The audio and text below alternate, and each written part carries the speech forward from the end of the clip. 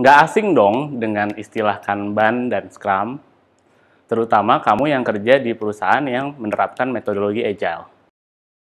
Meskipun prinsip keduanya kebanyakan sama, namun dalam praktiknya sangatlah berbeda.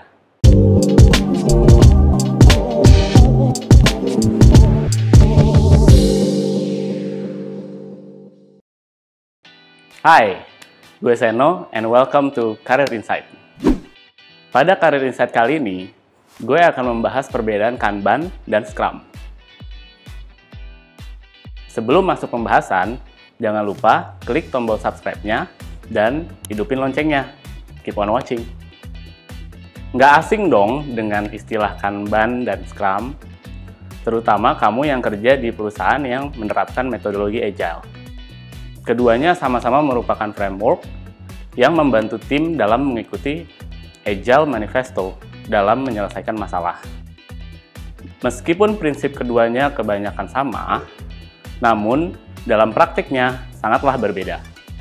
Yang pasti, keduanya akan membantu kamu dalam menciptakan produk atau layanan yang lebih baik. Sebelum membahas perbedaannya, gue akan menjelaskan apa itu Agile, Kanban, dan Scrum. Pertama, Agile. Agile merupakan pendekatan secara struktur dan iteratif untuk manajemen proyek dan pengembangan produk. Proses Agile dapat dikenali dengan kelincahannya dalam pengembangan produk dan menyediakan tim yang mampu tanggap terhadap perubahan tanpa dampak yang berarti. Kedua, Kanban. Kanban berasal dari bahasa Jepang. Kanban jika diartikan berarti papan tanda atau signboard. Kanban adalah hal-hal untuk memvisualisasikan suatu pekerjaan, membatasi sebuah progres pekerjaan, dan memaksimalkan efisiensi. Dan yang ketiga, Scrum. Scrum merupakan proses di mana sebuah tim berkomitmen untuk menyelesaikan masalah dalam waktu tertentu atau bisa disebut dengan sprint. Tujuannya adalah untuk membuat pembelajaran yang berulang untuk mengumpulkan informasi yang didapat dari feedback customer. Scrum sendiri terdiri dari Scrum Artifact dan Daily Stand-up Meeting selama beberapa waktu.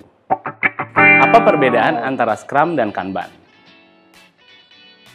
Scrum dan Kanban dapat dibedakan sebagai berikut. Yang pertama, ritme pengembangan. Ritme pengembangan Scrum memiliki waktu yang tetap, misalnya sekian minggu untuk waktu sprint. Sedangkan ritme pengembangan Kanban menggunakan alur yang berlanjut. Yang kedua, perilisan. Perilisan Scrum ada pada akhir sprint, sedangkan Kanban terus-menerus. Yang ketiga, peran. Di dalam Scrum, dibutuhkan peran dari Product Owner, Scrum Master, dan Development Team. Sedangkan dalam Kanban, tidak dibutuhkan peran-peran ini. Yang keempat, Key Metrics. Key Metrics dari Scrum adalah kecepatan, sedangkan Kanban, siklus waktu, progres pekerjaan, dan self-organize. Yang kelima, filosofi perubahan.